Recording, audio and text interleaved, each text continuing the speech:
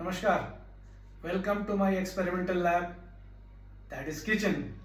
आपसे कई बार मैं बोल चुका हूँ कि ये मेरे लिए एक एक्सपेरिमेंटल लैब है जहाँ पर मैं जितने तरीके के अपने एक्स एंड वाई कॉम्बिनेशन है खाने में मिक्स करता हूँ और कुछ ऐसा बनाता हूँ जिससे ना केवल मेरे को सेटिस्फेक्शन हो बल्कि जिनको मैं खिलाने वाला हूँ वो भी उसको याद रखें डिश को कि कुछ बनी थी भाई।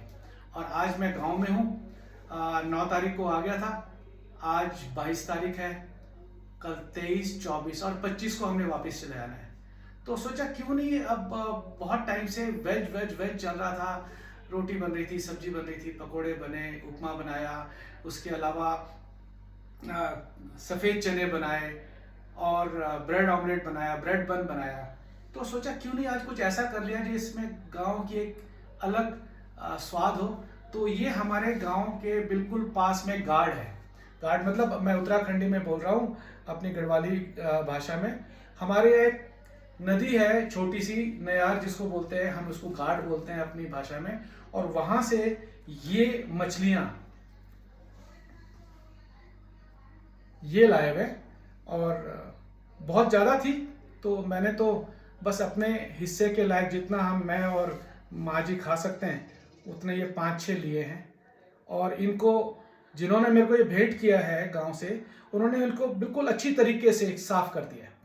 मतलब अगर आप देखेंगे नीचे छेद तो उन्होंने मेहनत करके इन मछलियों को बिल्कुल साफ सुथरा करके हमको दिया है कि आप गांव में आए हुए हैं। तो हम गार्ड गए थे और गार्ड से ये गांव की मछली मान के चलिए कि ये जो मछली हैं, इन मछलियों का स्वाद जो हम शहर में खरीदते हैं उससे बिल्कुल फर्क होगा।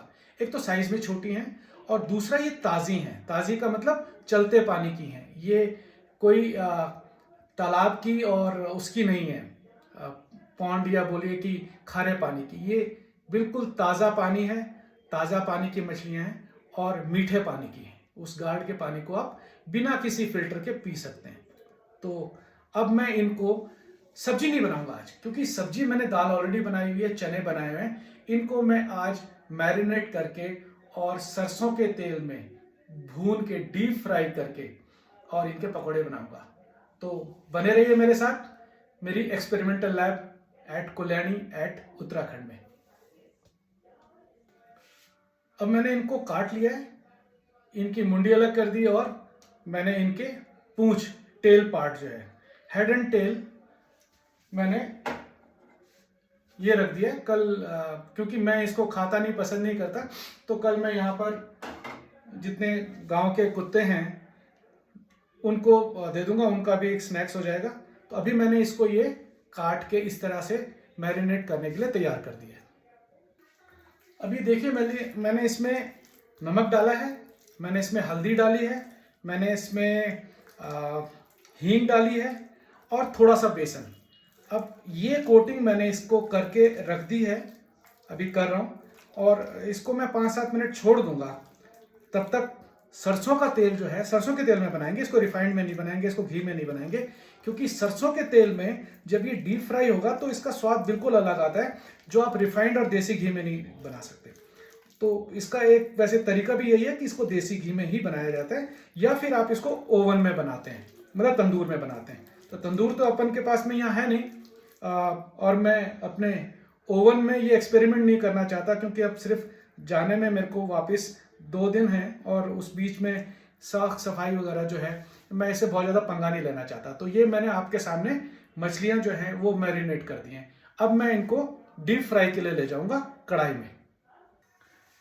तेल भी गर्म हो गया सरसों का, और हमारी जो ये मछलियाँ थी मैरिनेट में, मेरे को लगता है कि अब बोल रही है कि अब शुरू हो जाओ भाई, बहुत देर हो गई और इस काम को कर डालो। तो सोचा देखते हैं तेल कितना गर्म हो। तेल वैसे गर्म हो गया है, धुआं उठने लग गया है। और सरसों के तेल में एक प्रिंसिपल है कि आप तेल को थोड़ा सा जला लें ताकि उसकी जो गंध होती है वो खाने में या जो पका रहे हैं आप उसमें ना आए।